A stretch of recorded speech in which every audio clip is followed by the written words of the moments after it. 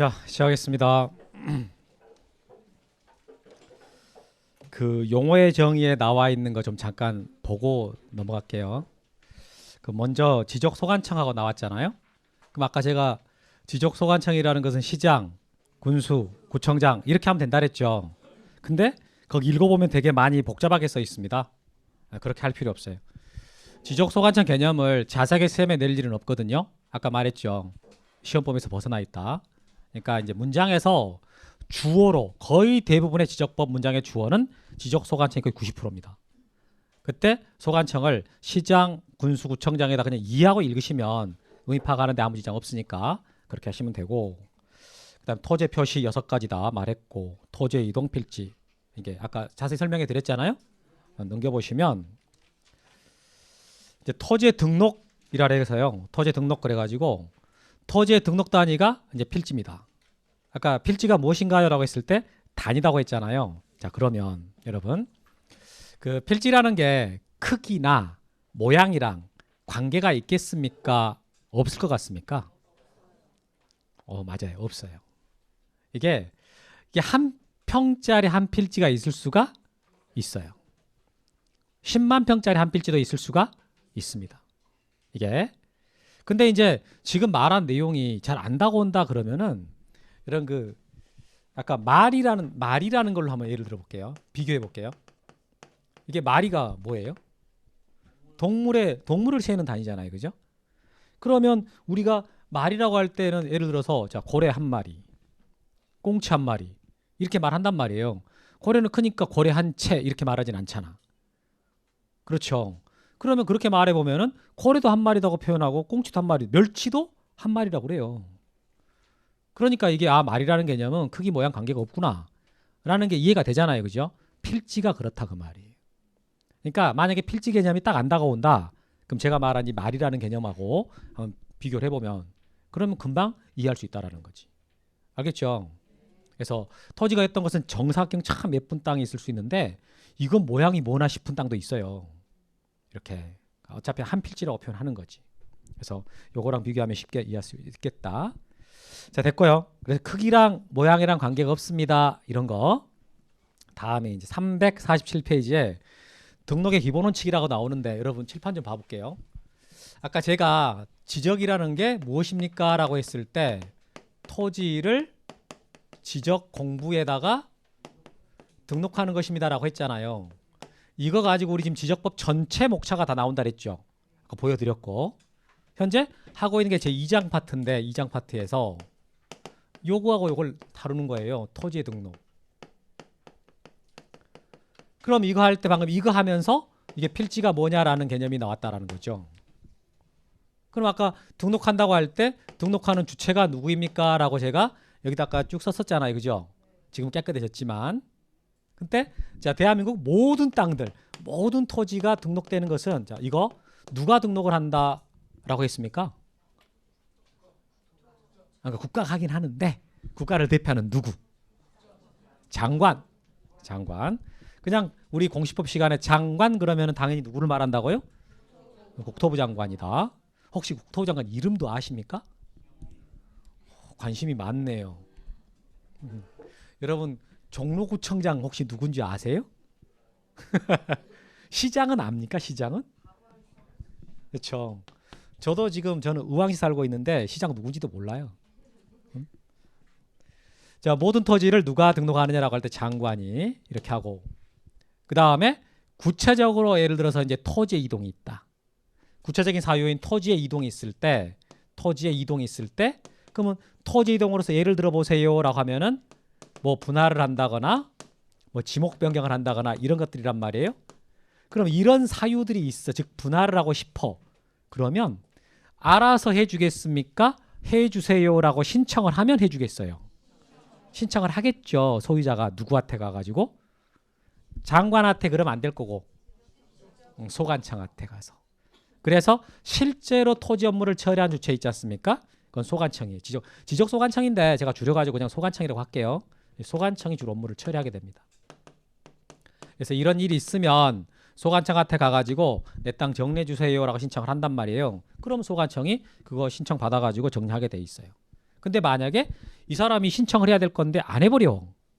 안 하고 있단 말이에요, 소유자가. 그럼 냅둬 버리겠습니까? 직권으로 할 수도 있겠습니까? 그것도 가능하거든요. 이제 그런 것들이 어떤 법에 규정이 돼 있어요. 그게 지금 써 있는 거 오른쪽에. 자, 등록의 기본 원칙 그래가지고요. 지적 국정주의라는 말 나오거든요. 여러분, 지적 국정주의라는 말을 그대로 풀어서 말해봐요. 무슨 뜻이에요? 그렇습니다. 지적이라는 거 아까 토지 표시상에 있었잖아요.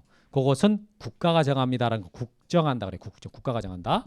그래서 봐보니까 장관은 모든 토지에 대해서 필지별로 자, 소재, 지번, 지목, 면적, 경계 또는 좌표 이거 조사 추진항에서 지적 공부에 등록합니다. 이게 우리 시험에 나올 때 나오거든요. 뭘 물어볼 것 같아요? 여러분 딱 봤을 때 이건 여기를 묻겠다. 어딘 것 같아요?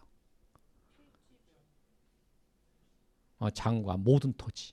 자, 모든 토지가 포인트 여기서는. 대한민국 모든 토지가 등록되는데 누가 등록한다고요?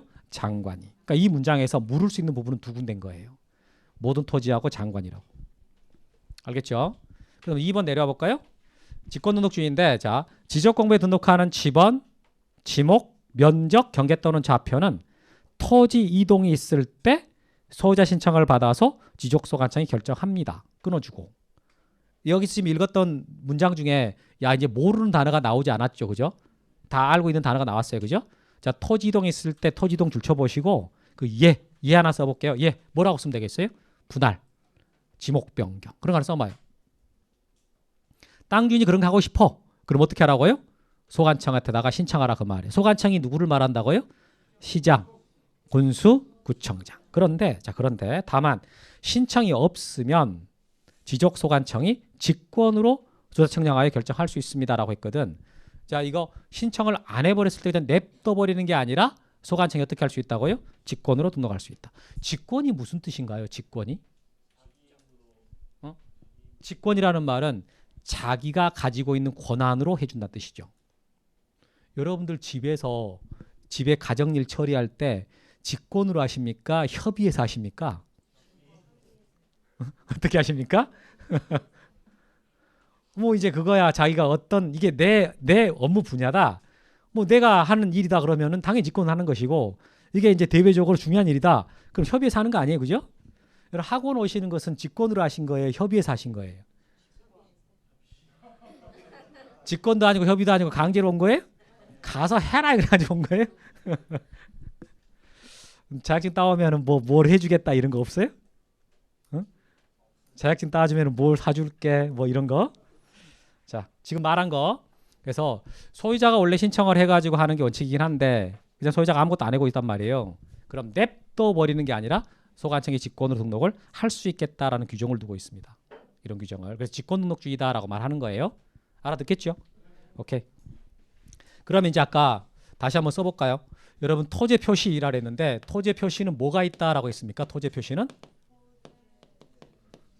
소재, 지번, 지목, 면적, 경계, 좌표. 이거 나올 때마다 자꾸 따라 하세요. 일부러 시간 내서 외우려고 하지 말고 수업 시간에 정말 수도 없이 많이 반복하거든요. 그러니까 저런 것들은 머리 끌 때도 세울 게 아니라 수업 시간에 그냥 계속 중얼거리면서 하니까 그때마다 따라 해봐요. 근데 이게 여러분들이 보통 쓰는 순서예요. 아까 제가 서울특별시 종로구 숭인동 94번지 이렇게 썼잖아요. 그러니까 소재 지번 나오는 거고 그 땅의 지목이 되었고 면적은 660.4제곱미터였다 이렇게 썼잖아요. 그거 순서대로 지금 쭉 써놓은 거라고. 그런데 이 소재라는 것은 행정구역 명칭이기 때문에 따로 배울 게 없어요. 서울특별시 종로구 숭인동까지가 소재라고요. 경기도 의왕시 경기도 의왕시 청계동 이렇게 나가잖아요. 거기까지가 소재니까 따로 그냥 행정구역 명칭이다 그러면 끝나요. 그래서 이건 따로 할 것이 없는데 나머지 이런 것들을 쭉 배우게 됩니다. 이런 것들 참 별걸 다 배웁니다. 나 중개사학교 딸려오는데 뭐 이렇게 가르치는 게 맞나? 이런 게 있어. 그러면 자 여기서 여러분 소재 지번 이것을 보통 사람들은 뭐라고 표현을 많이 합니까? 주소. 오케이, 낚였어요. 자, 소재 지번과 주소는 같은 말이냐? 이게 전혀 다른 말이에요. 전혀 다른 말이야. 완전히 다른 말이야. 여러분들을 한번 표시해 보세요. 아까 인적사항 한번 써보세요라고 말할 때 성명, 주민등록번호, 소재 지번 이렇게 안 하죠. 주소라 그러잖아요. 이게 주소라는 말은 권리자, 사람을 나타낼 때 쓰는 표현입니다. 소재 지번은 부동산 나타낼 때 쓰는 표현이에요. 이게 그러니까 토지의 표시나 건물의 표시로서 소재 지번이 나오는 것이고 권리자 나타낼 때는 그때는 주소라고 쓰거든요. 같은 거 아니냐. 이게 왜 여러분들이 같다라고 생각하냐면은 우리나라 주소를 쓸 때 예전에 지번으로 주소를 썼기 때문에 그래요. 근데 현재 여러분 주소 쓸 때는요. 지번으로 씁니까? 도로명으로 씁니까? 진짜로 도로명으로 씁니까? 아직도 지번으로 쓰고 있습니까? 그죠? 5년이나 경과돼서 아직 지번으로 씁니다. 우리나라 2014년도까지 해가지고 완벽하게 이제 도로명으로 쓰라 그러거든요. 그 전까지는 혼용하다가 2014년도부터 지금 도로명 주소로 바뀌었어요. 근데 지금까지도 지번 주소로 고집하고 있는 분들은 아마 그 사이에 이사를 한 번도 안 했을 거예요. 이사를 안 했던 분들이면은 지번식으로 계속 쓰거든요. 근데 이사를 해버리잖아. 어차피 도로명으로 바꾸는 게 편하니까 바꾸게 돼요. 제가 그랬어. 제가. 그런데 이제 그러면 말한 것처럼 이 지번을 갖고 주소를 썼기 때문에 이게 같다고 오해를 하시는데 지금은 지번으로 쓰는 게 아니라 도로명으로 쓰기 때문에 이거 그렇게 생각하면 완전히 다르다는 거 알겠죠? 그래서 이거 같다고 생각하면 절대 안 되는 게 나중에 등기법 배울 때 등기부는 표제부 갑굴구라는 걸로 돼 있는데요. 이게 바뀔 때랑 이게 바뀔 때 하는 등기 이름이 달라져요. 만약에 주소가 바뀐다 그런단 말이에요. 그러면 등기 명의인의 표시 변경 등기한다 이렇게 말하거든. 그런 게 있어. 그런 게 있어. 그런데 만약에 지번이 바뀌잖아요. 그럼 부동산의 표시 변경 등기한다 이렇게 말을 해요. 그리고 부동산의 표시 변경 등기는 등기부 표제부 쪽에서 주등기로 합니다. 그런데 등기 명인의 표시 변경 등기는 갑구나 을구 쪽에서 부기 등기로 해요. 그러니까 이게 위치하고 등기 형식이 완전히 달라져 버려. 근데 여러분들이 만약에 이걸 같은 말이라고 오해를 하고 있다면요. 그러면 그것들을 전혀 구분을 못 해버리는 거야. 그러니까 처음에 배울 때 소재 지번과 주소는 완전히 다른 말이다라는 것을 확실히 인식을 해야 돼요. 말 알겠죠? 내가 좀 방금 예? 라고 물어본 건 지금 몰라도 된다라는 거 아시겠죠? 오케이. 그러면 이제 이 지번 들어가는데 여러분 지번 이거 사람을 치면 성명입니다. 땅에다 이름을 못 붙여주니까 번호를 써놓은 거죠. 그러니까 지번 그대로 말하면 무슨 뜻이에요? 지번. 토지에 대한 번호. 이거잖아요. 토지에 대한 번호. 이게 그래서 그 개념 보시면 사람에게 성명이 있듯이 토지에는 지번이 있는데 자, 지번이란 필지에 부여해서 지적금에 등록한 번호를 말합니다. 이렇게 이해하시면 돼요. 알아들었죠? 토지의 번호다. 이렇게.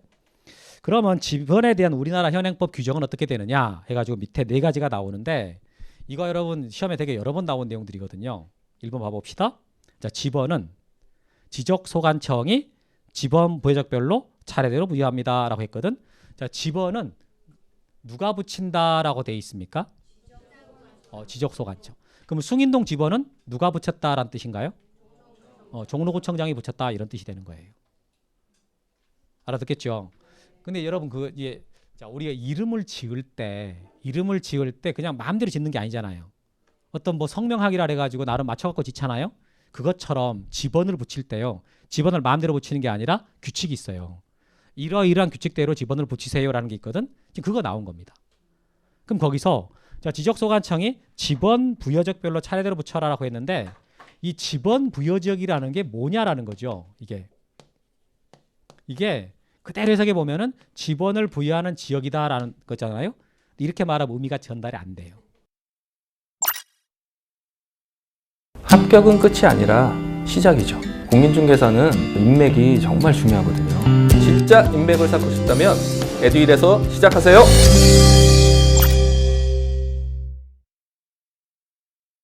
쓰지 마세요. 이거 쓰는 거 아니요. 지번을 부여하는 단위가 되는 지역에 단위가 되는. 지번을 부여하는 단위가 되는 지역이 무슨 뜻이냐면은 여러분 그 지번 쓰라 그럴 때 우리가 보통 어떻게 씁니까? 아까도 말한 것처럼 숭인동 94번지라고 쓰잖아요. 또 뭐 인사동 72번지 이렇게 쓴단 말이에요. 그 다음에 도평리 87번지. 다음에 봉암리 뭐 산 123번지. 이렇게. 그 다음에 뭐 청량리. 우자고 써본 거였어요? 이렇게 제가 하고 싶은 말이 뭐였냐면 지금 뭐냐면은 우리가 집원을 보면 집원 바로 앞에 뭐가 써져 있어요? 동이나 리가 써지죠. 시골 분들이면 리 들어가는 거 알고 있죠, 그죠? 근데 여기 서울 지역 이제 도시 지역이다 그러면 동이 나오고 이때 집원은 붙일 때는요 동이나 리별로 붙여요. 무슨 동 몇 번지 무슨 리 몇 번 이렇게 붙이거든요. 이것을 보고 뭐라고 표현한다고요? 집원부여 지역. 그러니까 집원부여 지역이라는 말이 나왔을 때 그건 여러분들이 뭐라고 이해하시면 돼요? 동리. 거기 써놓으세요. 거기다가 동리별로 붙인다. 그럼 만약 이 문제를 틀리게 바꾸고 싶어. 이게 틀리게 내고 싶단 말이에요. 그럼 그 자리를 뭘로 바꿔가지고 뭐 읍면동 이렇게 바꾸면 틀리겠지. 읍면동. 읍면동이 아니라 어떻게 하라고요? 동리. 이런 식으로. 그 다음에 뭐 집원은 북서에서 남동으로 붙입니다. 이런 말이 있고요. 북서에서 남동으로 붙인다. 이런 말이 있어. 그 다음에 세 번째 거 설명 좀 해드릴게요. 자, 칠판 좀 보겠습니다. 여러분 숭인동 94번지가 있는데 도평리 산 85번지가 있어. 여러분 혹시 집원에 이렇게 산 붙는 거 이거 혹시 본 적 있어? 들어본 적이 있었어요? 처음 들어보셨어요? 들어는 봤습니까? 성북동 비둘기라고 우리 이전에 그 뭐 돌 캐는 소리가 들리고 뭐 이런 거 만나고 있는데 그 성북동 산 몇 번지 이렇게 나오는 게 있어. 그게 옛날에 있어가 그 다음부터는 선생님 도대체 몇 년생인데 그런 말을 하나요? 있어 그런 거. 그러면 이제 이걸 보면은 이 집원을 이게 산이 있고 없고가 있는데 이게 무슨 뜻이냐? 이게 산이 안 붙어 있는 집원들 있잖아요. 이건 토지대장에 등록이 된다는 뜻이에요. 토지대장. 그럼 산이 붙어 있잖아요. 그럼 그 토지는 임야대장에 등록이 된다는 뜻입니다. 우리나라 대장은 크게 둘로 나눠지거든. 하나가 토지대장이고 하나가 임야대장이에요. 그래서 우리나라 모든 땅들은 여기 아니면 여기에 꼭 등록이 돼 있어야 됩니다. 근데 이거요. 집원을 보면 알 수 있어. 집원에 산이 안 붙어 있죠. 그럼 토지대장에 등록이 됐다는 뜻이고 산이 붙어 있으면 임야대장에 등록됐다는 뜻입니다. 그럼 이게 만들어지잖아요. 이게 그럼 세트로 같이 만들어지는 게 지적도예요. 지적도고 이게 만들어지면 세트로 같이 만들어진 게 임야도입니다. 이렇게 한 세트, 이렇게 한 세트예요. 그럼 여러분 지금 현재 살고 있는 본인 주소 있잖아요. 본인 집 그거 집원에 산 붙어 있어요? 안 붙어 있어요? 몰라요. 안 붙어 있죠. 그럼 그게 무슨 뜻이에요? 여러분들이 살고 있는 그 집이 있는 땅은요. 토지대장에 등록돼 있습니다. 이런 뜻이라고. 알겠죠? 그러면 여러분 생각에 자, 이 필지의 지목은 임야다. 이러면 맞는 것 같습니까? 아닌 것 같아요? 틀렸어요 이거. 모르는 거야. 그럼 여러분 여기 이거 봤더니 이 필지 지목은 대다. 이렇게 말할 수 있겠습니까? 아니요. 여기에 등록됐다 해서 꼭 지목이 대만 있는 게 아니라 도로일 수도 있어요. 도로. 창고 용지일 수도 있어요. 하천일 수도 있어요. 이게 지목이. 그러니까 그럼 여기에 등록돼 있다 해가지고 지목이 임야밖에 없냐? 그건 아니라는 거지. 지목이 28가지예요. 28가지가 되기 때문에 여기에 있다 해갖고 지목이 대만 있는 게 아니라 많이 있을 거고 여기에 등록됐다 해가지고 똑 임야만 있는 게 아니라 뭐 전이일 수도 있고 답이 될 수도 있다라는 거지. 그러니까 결론은 자, 이 지번을 보고요. 지번을 보고 지목이 무엇이다라고 알 수 있어요? 몰라요? 그건 모르는 거야. 그런데 이 지번을 보고 알 수 있는 게 하나가 있단 말이에요. 뭘 알 수 있다고요? 이게 어디에 등록이 돼 있냐는 알 수 있어. 토지대장에 돼 있는지 임야대장에 돼 있는지. 알아들었어요? 오케이. 그 다음에 여러분 지번을 보면은 이런 것도 있거든요. 자, 72가 있고요. 다음에 72에 3 이런 지번도 있어요. 자, 이런 식으로 이게 짝대기 붙어 있는 지번이 있고 짝대기 안 붙어 있는 지번이 있단 말이에요. 그러면 이때 이거 둘 중에 여러분이 생각할 때 자, 본번이 있고 부번이 있다라고 할 때 여러분 이거 1번과 2번 중에 어떤 게 본번이겠습니까? 1번이지 1번. 부번은 2번. 그럼 부번은 무슨 뜻이 되는 거예요? 부번이라는 게 무슨 뜻이요? 짝대기 붙어 있는 집원. 이게 부번이란 말이에요. 그럼 번번은 짝대기 없는 집원이죠. 그렇게 하시면 돼. 정말 내 수준에 딱 맞게 가르쳐준다. 맞아요. 제 수준이 그러니까. 그런데 제일 밑에 4번 좀 한번 읽어보시겠어요?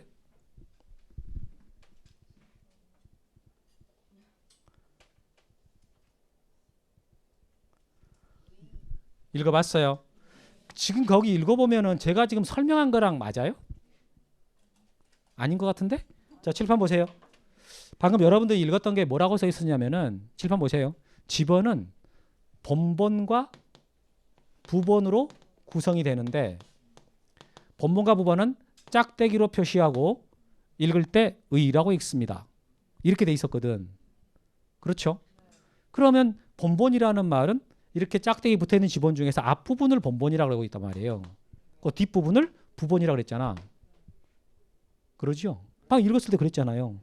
그 읽을 때 이거 뭐라고 읽으시라고요? 의라고 읽어라. 근데 보통 여러분들은 뭐라고 읽습니까?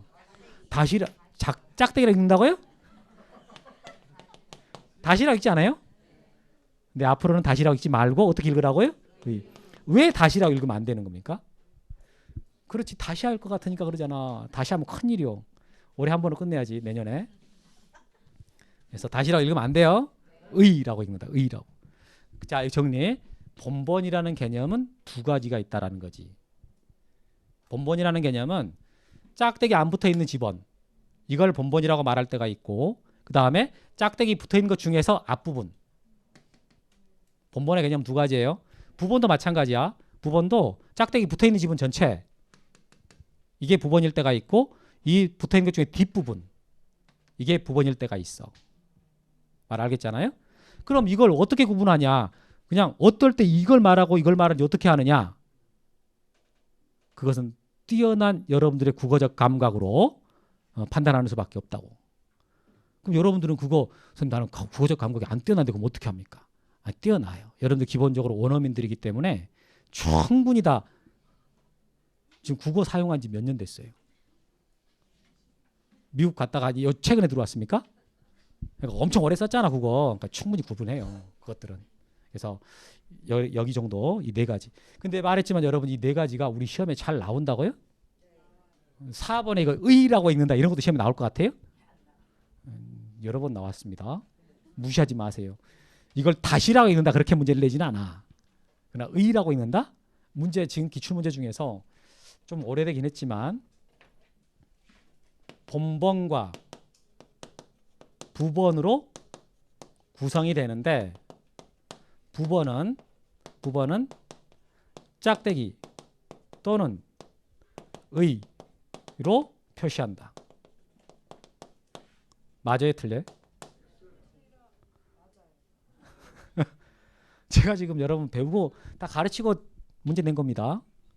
이때 번번과 부번으로 구성이 되는데 부번은 짝대기 또는 의로 표시한다. 어때요? 그래, 틀린 거야 이거. 이게 우리 시험에 나왔던 거예요. 기출문제. 참 잘 낸 거죠. 표시는 짝대기로 하되 읽을 때 어떻게 읽으라고요? 의라고 읽는다. 이렇게 물었잖아요. 그러니까 저런 거 나오면 땡큐하고 맞춰야지. 아우 선생님 이런 것도 냅니까? 네. 자, 그래서 이 네 가지. 그리고 뭐도 나왔는지 아세요? 아까 임야대장, 임야도 앞에는 숫자 앞에다가 뭘 붙이라 그랬어요? 산. 근데 그때 문제에는 임자라고 붙인다. 이렇게. 임자를 붙인다. 이렇게 나왔다니까. 그럼 어떻게 맞겠습니까? 틀리지. 뭐라고 붙이라고요? 산. 이런 게 문제 나와요. 그래서 이거 별거 아닌 것 같아도 우리가 이제 알고는 있어야 될 내용이기 때문에 전달하고 꼭 알아야 되고. 오케이. 넘겨봅시다. 다음에는 이제 뭐가 나오냐면은 이제 진짜로 집원을 어떤 원리에 따라 붙이는 그 사유에 따라서 집원 붙이는 방식이 나와요. 그래서 네 가지가 쭉 나오는데 자, 여러분 칠판 좀 봐보십시다. 여러분 바다는 지적의 대상이다 아니다? 아니다. 토지가 아니라 그랬죠. 근데 그 바다를 매립했어요. 매립을 해서 토지로 만들었지. 그럼 토지로 만들었으니까 이제 등록의 대상이 되는 거잖아요. 그러면 그때 이제 신규 등록한다라고 말하네요. 한 번도 등록이 안 돼 있던 토지를 새롭게 등록을 하니까 그걸 뭐 한다고 그런다고요? 신규 등록. 여러분들 신규 등록이라는 개념은 그냥 설명 안 해도 알겠죠, 그죠? 신규 등록이 누구냐? 여러분들이 신규 등록이야. 등록 한 번도 안 했었다가 이번 한 거 아닙니까? 그럼 신규 등록이 되는 거지. 땅도 그렇다라는 거예요. 그럼 제가 물어볼게요. 그럼 바다 매립에서 신규 등록할 때 지번을 붙여줄 텐데 여러분 생각에 지번은 본번으로 붙이는 게 원칙이겠어요? 부번이 원칙이겠어요? 어떤 거요? 본번? 전멸하셨습니다. 틀렸어. 부번이 원칙이야. 아니 땅 새로 만들었으면 본번 아닌가요? 라는 생각이 들잖아요. 그래서 공반하고 찍잖아? 맞는 게 별로 없는 거지. 자, 이게 무슨 동이에요? 하나의 지번 부여 지역. 그럼 이 지번의 1번이 여기고 1번지가 제일 마지막 지번 여기가 3124번지입니다. 그런데 요번에 매립을 해가지고 여기 땅을 한 두 필지를 만들었어요. 그럼 여기다가 이제 신규 등록하면서 지번 붙일 거란 말이에요. 그러면 방금 여러분 생각한 대로 만약에 본번을 붙여야 된다라고 한다면 그러면 여기다가 몇 번을 붙여야 될 것 같아요, 여러분 생각에. 만약에 본번을 붙인다면 이 지번 부여 지역의 제일 마지막 본번 여기다 이어서 붙일 거 아니에요. 그럼 여기가 3125가 될 거라는 거지. 그런데 옆에 필지를 봐보니까 310번지란 말이에요. 어떻게 저렇게 붙여놔도 지번이 깔끔하고 어떻게 연속적이 됩니까? 그거 안 되잖아. 그러니까 뭐라고 붙여놔야지 저 자연스러워요. 310에 1번지 이렇게 나오면 지번의 연속성이 유지가 되고 깔끔하게 된다라는 거죠. 그래서 바다 매립했고 신규 등록할 때는 원칙적으로 지번 어떻게 붙인다고요? 이제 그걸 우리 문제를 풀 때는 그림 그려놓고 이게 뭡니까라고 안 물어보거든. 이게 문장으로 쓸 거 아니에요. 그때 표현하는 방식은 인접 토지의 본번에 부번을 붙입니다. 이렇게 말을 합니다. 인접 토지의 본번에 부번을 붙입니다. 해서 거기 신규 등록 봐볼게요. 원칙 봐보니까 그 박스 안에 찾았어요. 원칙 봐보니까 그 지번 배정 안에서 인접 토지의 본번의 부번을 붙여서 지번을 부여한다라고 돼 있거든. 자, 지금 한 문장 읽었잖아요. 이 문장에서 가장 핵심적인 단어는 뭐 같아요? 한 단어만 동그라미 친다면 오케이. 부번에다가 쳐야지. 부번. 인접토지의 본번의 부번. 인접토지의 본번까지 거의 줄을 치긴 한데 근데 동그라미는 어디다가 쳐야 된다고요? 부번에다가 쳐야 되는 거야. 그게 핵심이거든. 알겠죠? 여러분들 공부할 때 문장을 읽어보고요. 그게 무슨 말인지 파악이 안 될 경우가 되게 많잖아요. 그죠? 핵심적인 단어를 못 찾아서 그래. 항상 문장을 읽거나 문제를 읽을 때 여기 진짜 키워드가 되는 게 뭐냐? 이걸 찾는 연습하거든요. 수업 시간에 자연스럽게 합니다. 지금 이것처럼. 근데 이제 잘 봐봐요. 여기서 만약에 바다를 매립할 때 여기다가 매립한 게 아니고요. 아니 여기다가 매립했으면 어떻게 되겠어요? 여기다가. 그러면 여기다가 3124에 1 할 필요가 없잖아.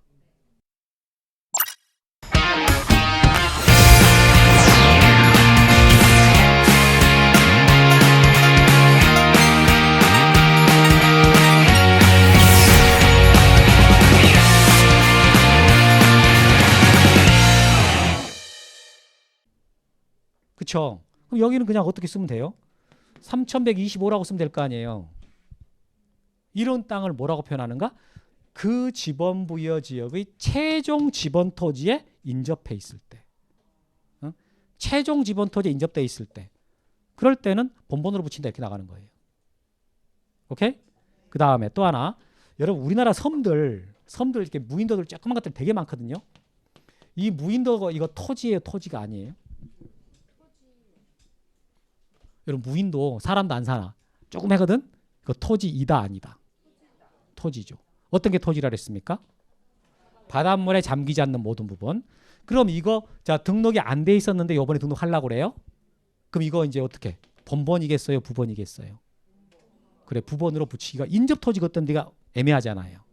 이렇게 섬처럼 뚝 떨어져 있는 것들 뚝 떨어져 있는 거 등록할 때는 어떻게 붙이라고요? 본번으로. 근데 여러분 매립할 때 토지 매립할 때요. 매립 많이 하든가요? 조금 하든가요? 텔레비에는 많이 한 것만 나오지. 근데 여러분 그 뭐 이렇게 놀러 가본다라고 했을 때 조만한 그 항구 도시 같은 데 가보잖아요.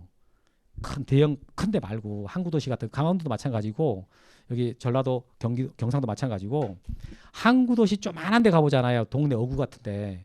그러면 매립 정말 많이 했습니다. 그게 대단위로 한 게 아니라 그 동네 앞에 조금씩 메워놓은 게 되게 많아요. 그거. 그러니까 매립이 그런 건 텔레비 안 나오지. 요런 거 있다면 요런 거. 근데 이제 요런 거 할 때는 아까 부번 붙인다 그랬지만 섬을 끼고 이렇게 매립을 하잖아요. 섬을 끼고. 그러면 매립 필지가 엄청 많아질 거 아니겠어요. 이럴 때. 이럴 때에도 집어는 어떻게? 본번으로 붙이게 돼요. 본번으로.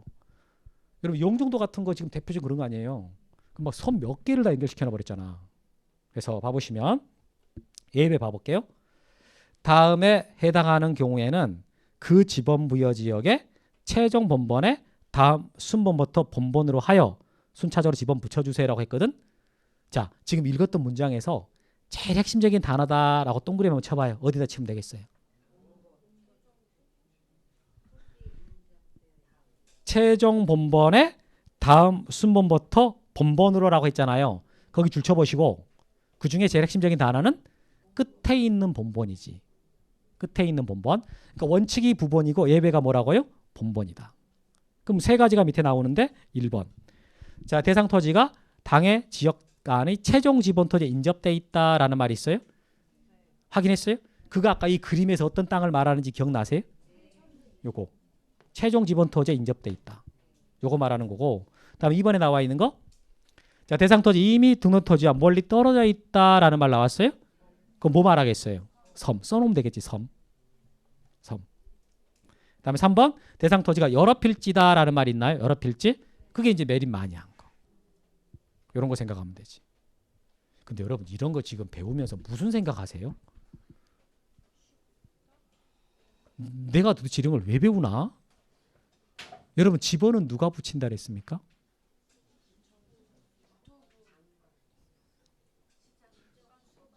지적소관청이 지번 부여적별로 차례대로 붙인다면서요. 배운 게 하도 많아가지고 막 헷갈리죠. 어? 이제 겨우 2개 나왔는데 장관하고 소관청. 근데 찍어도 틀려버렸어. 그래서 소관청이 붙인다 그랬거든. 내가 붙이지도 않는 걸 내가 이걸 왜 배우나? 이런 생각 혹시 할 수 있는데 왜 배우는 거예요? 맞아, 시험에 나와서 배우는 거예요. 이유는 딱 하나. 근데 여러분들 그 생각을 좀 해볼 필요가 있는 게 제가 예전에 그랬거든. 수학 같은 거 할 때 저 공부 잘했어요. 못하지 않았어. 근데 수학 같은 거 할 때도 아니 도대체 이걸 나 왜 배우나? 내가 뭘 어디다가 써먹을까 이런 걸 배우지? 하고 선생님한테 물어봤다가 되게 혼났어요. 그런 적이 있었거든. 중학교 2학년 때. 그런데 여하튼 그 여러분들 공부하실 때요. 이거 왜 배우나 그런 생각 분명히 들 거거든. 비슷하니까 사람들. 근데 여러분 그 국사 인증시험 보는 거 있죠. 그거 보는 분들 꽤 되거든요. 그거 왜 보나요? 그걸 근데 취업준비생이 본 게 아니라 40대 아저씨가 봤단 말이에요. 아주머니도 보고 그거 왜 보는 거예요? 그거 국사인증시험. 그냥 배우는 거죠. 보는 거잖아. 하다 보니까 재밌어가지고 아무 그냥 그 뭐 살아가는데 뭐 이게 재밌으라고 교양 높이려고 배우는 거 내가 시험 본 거지. 이거 내가 이게 봐가지고 어디 취업하려는데 이건 아니란 말이에요. 그러니까 진짜로 아무것도 안 되는데도 우리가 공부하는 게 있거든. 근데 이것도 마찬가지예요. 그러니까 똑같이 공부할 때 여러분들이 어차피 부동산 쪽에 일을 하실 분들이니까 그러니까 집어는 이런 원칙에 따라 붙여지는구나 알고 있으면 이게 뭐 크게 도움은 안 되더라도 이런 식으로 돼서 배열이 이렇게 됐구나 이해가 할 수 있다라는 거죠. 그러니까 공부하다가 내가 집어 붙일 일도 없는데 왜 나 뒤로 가르치나 이런 생각하기보다는 그래도 내가 부동산 쪽에 일을 하니까 집어는 이렇게 붙였구나 라고 알고 있는 게 훨씬 더 도움이 될 겁니다. 그러니까 그냥 시험만 본다 이 생각보다는요 조금 더 적극적인 생각을 하고 배우는 게 훨씬 도움이 돼요. 더 잘 들어올 것이고. 알겠죠? 자, 다음에 이제 분할할 때 어떻게 지번 붙일까 이거 한번 말씀드려 볼 텐데 칠판 좀 봐보세요. 여러분 동네 중개사무소 가보면 그 벽에 지도 붙여 있잖아요. 그거 유심히 본 적이 있었어요? 자기 집만 이렇게 쳐다보고 말아버렸어요? 여기 있구나 이렇게? 근데 여러분 그거 쭉 봐보시면 어떤 게 있냐면 72번 72에 1번, 72에 2번, 72에 3번 이렇게 가다가 72에 85번, 72에 4번, 72에 5번 이렇게 나올 때가 혹시 못 봤어요? 지번이 쭉 가다가 큰 거 하나가 툭 튀어나온 게 있어요. 이런 거. 근데 이런 게 도대체 왜 생기나? 라고 이게 생각할 수 있단 말이에요. 지금 그거 지금 가르쳐 드리려고 그래. 이게 뭐냐면 자, 땅이 이렇게 한 필지가 있어. 이게 72번지인데요. 이걸 만약에 두 필지로 이렇게 분할을 했다. 그러면 하나는 72가 되고요. 나머지 애는 이게 72가 되고요. 하나는 72에 1이 되는 거예요. 이렇게. 그 다음에 72의 1번지를 만약에 둘로 나누잖아요. 그럼 하나는 72에 1이 되고 하나는 72에 2가 되는 거고. 이렇게. 집어는 배열하는 순서가 글씨 쓰는 순서야. 왼쪽에서 오른쪽으로, 위에서 아래로. 이렇게 가는 게 기본이거든요. 그런데 자, 이렇게 보면은 금방 잘 이해가 되는데 만약에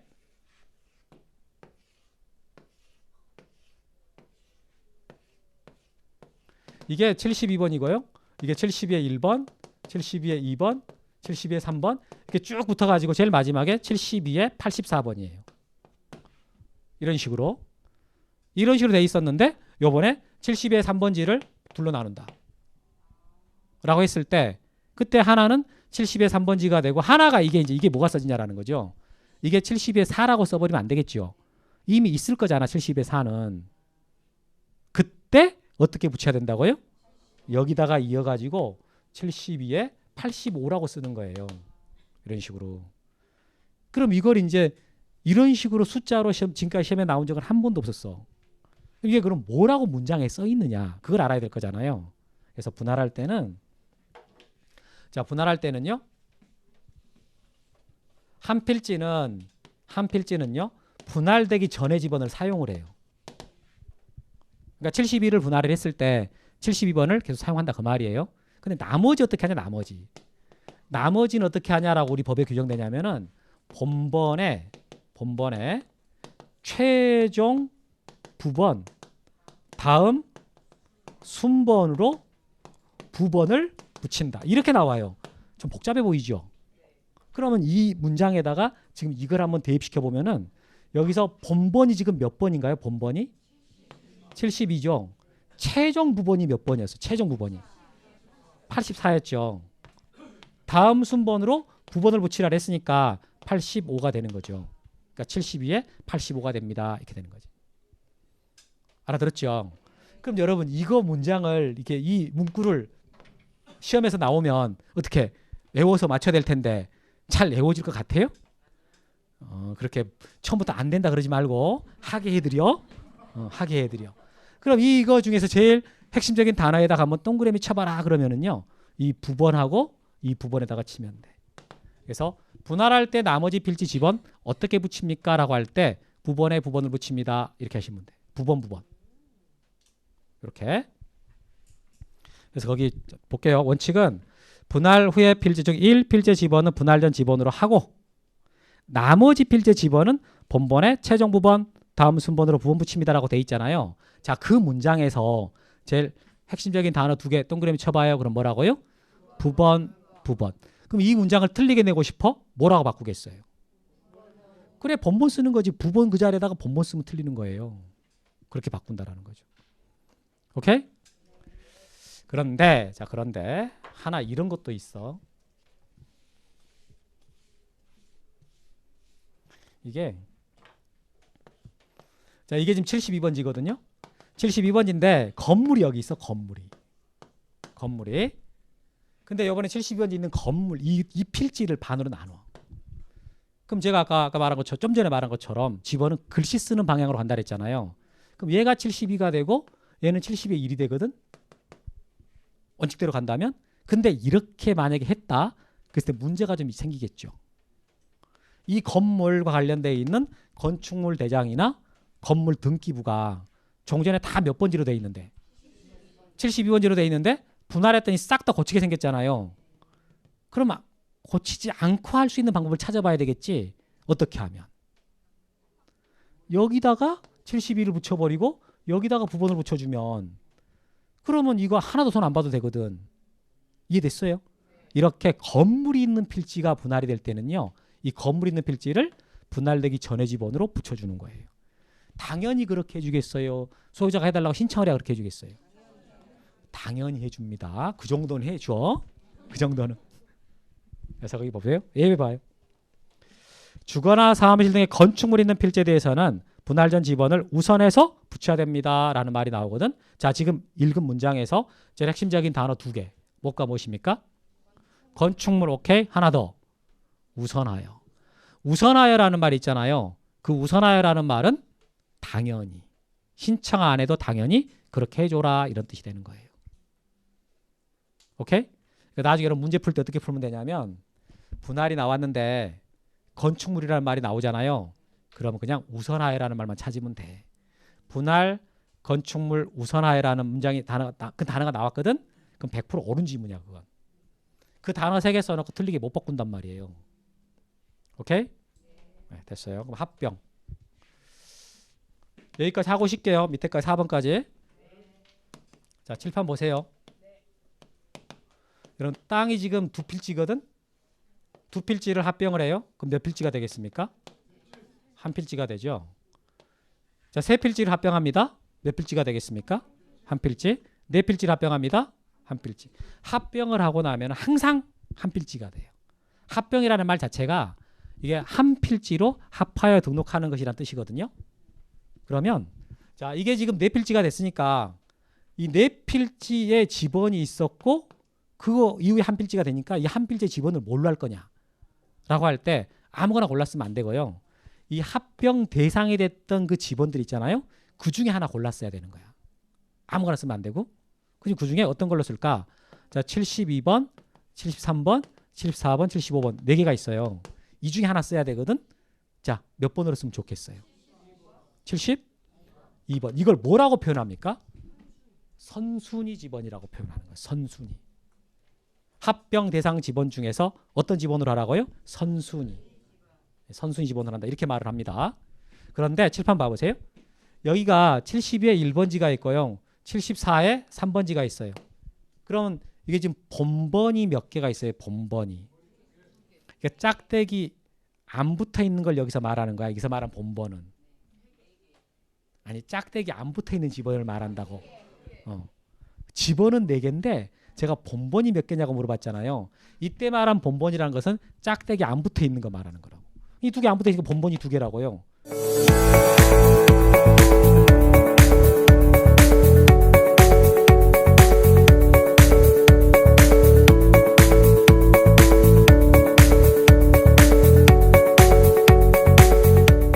부번이 2개고 합병의 지번은 뭘로 하겠어요?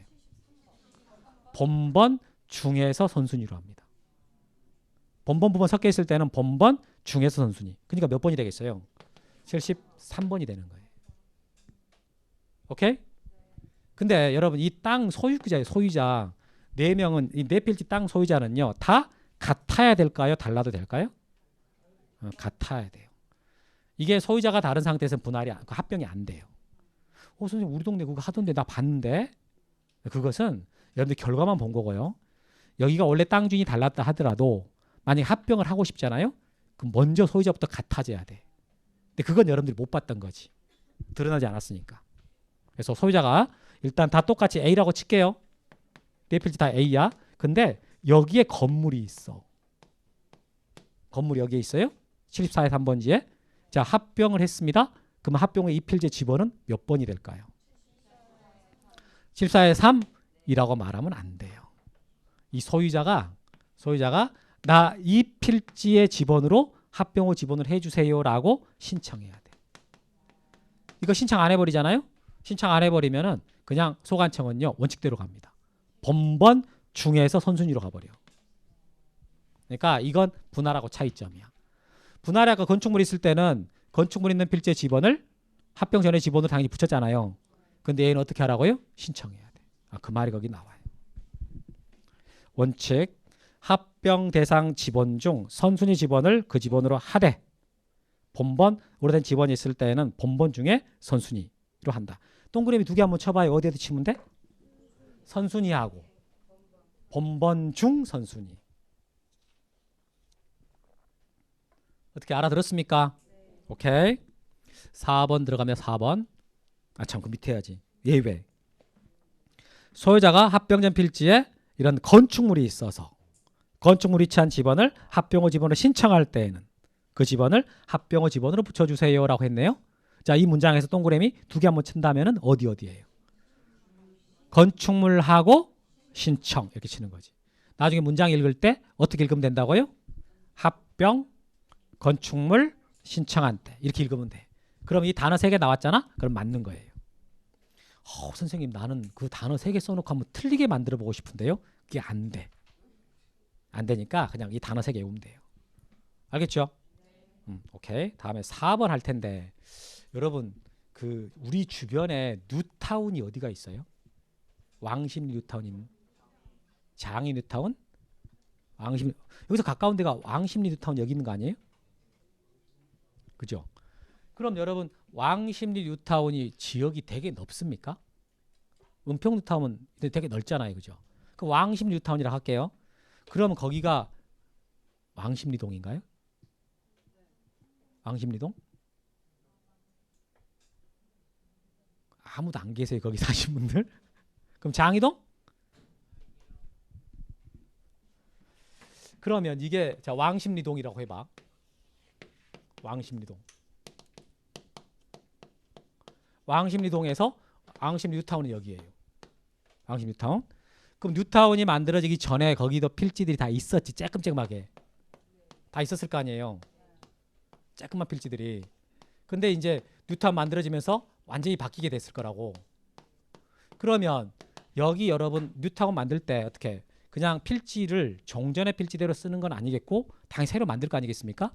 그럼 측량하겠죠. 측량을 해가지고 필지가 이제 구획이 된단 말이에요. 그래 필지를 구획을 이렇게 했어. 이렇게. 그러면 이 구획된 필지들 여기다가 집원 새로 붙여줘야 돼요. 그때 어떻게 붙이겠냐라는 게 지금 4번에 나오거든. 이게 그거야.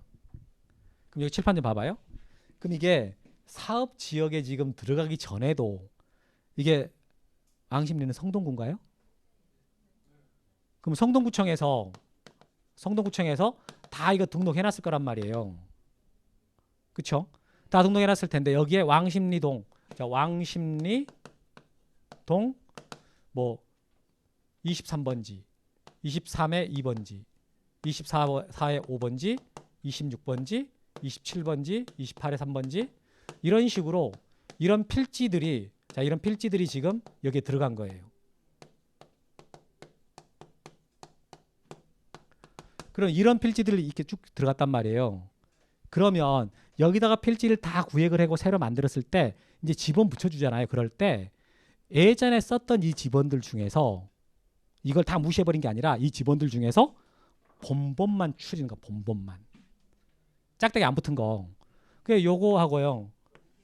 이렇게. 그럼 이게 부번들은 다 버리고요. 이 본번만 추렸다가 이 본번 가지고 차례차례 순서대로 붙여주면 돼. 이렇게. 부족하면 어떻게 할 거냐고? 너무 수업을 잘 듣고 있네. 지금 말하려고 그래. 막 머리가 앞서가잖아. 오케이. 그럼 이게 지금 필지 만들어 놓은 개수랑요. 필지 만들어 놓은 개수랑 여기 지금 본본 뽑아 놓은 거 있잖아요. 이 본본 뽑아 놓은 개수를 비교했더니 얘가 부족하다라는 거지. 그때 어떻게 할까? 그때 예를 들어 쓸게요. 이 필지가 예를 들어서 뭐 1000개가 만들어졌다 할게요, 그냥. 근데 본본은 뽑아 놓은 게 900개예요. 그럼 900개 다 붙이고 나서 100개가 모자라잖아요. 그 모자란 100개는 그럼 어떻게 할까? 라고 했을 때 이 왕십리동 제일 마지막에 본본이 있었을 거 아니에요. 4125번 있다. 그러면 이 지번부여 지역의 최종 본번 다음 순번부터 해가지고요. 본번으로 쭉 붙여주면 돼. 100개 모자란 거. 이렇게. 그러니까 4126, 4127 이렇게 쓰는 거지. 그런데 자 이런 경우가 있을 수도 있어.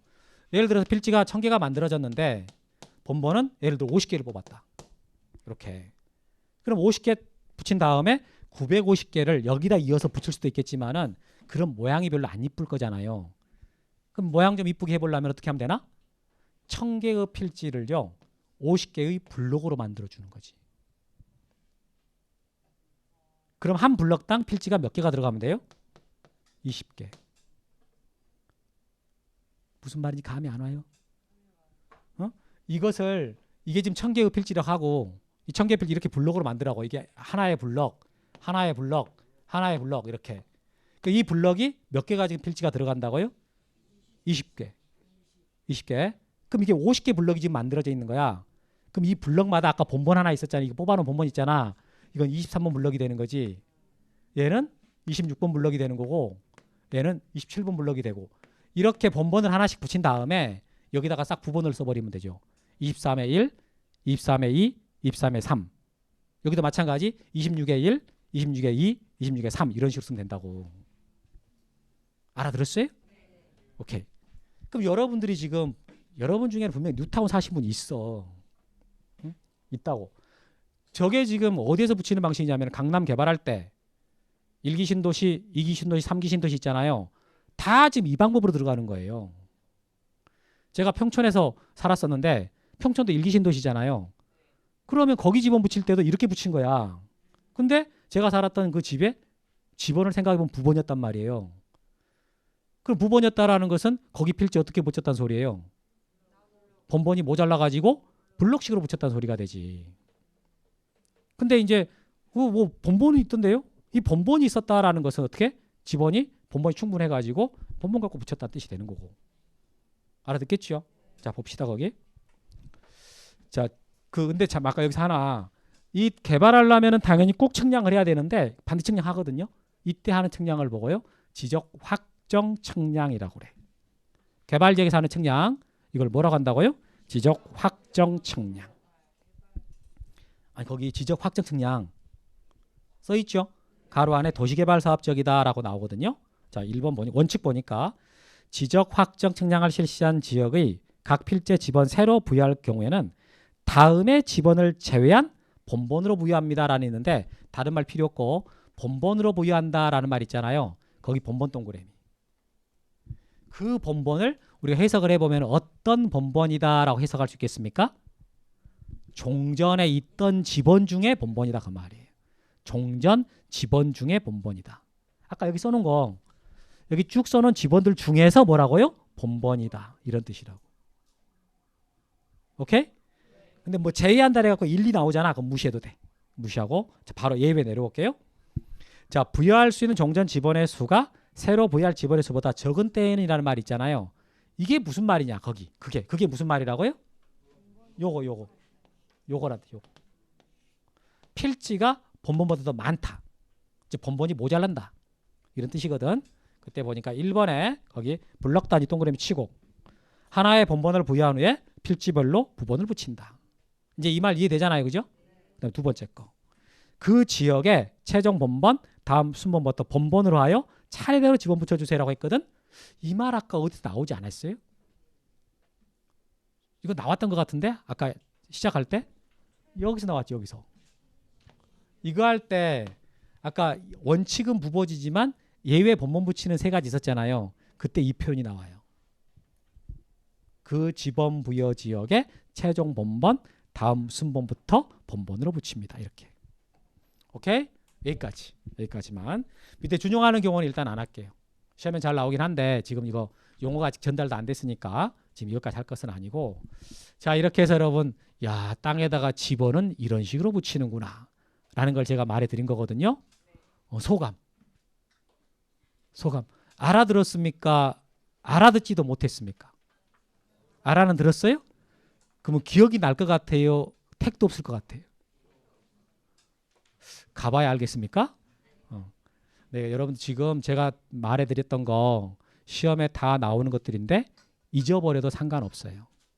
아까도 말했지만은 여러분들 잊어버릴 것 같으니까 지금 미리 온 거예요.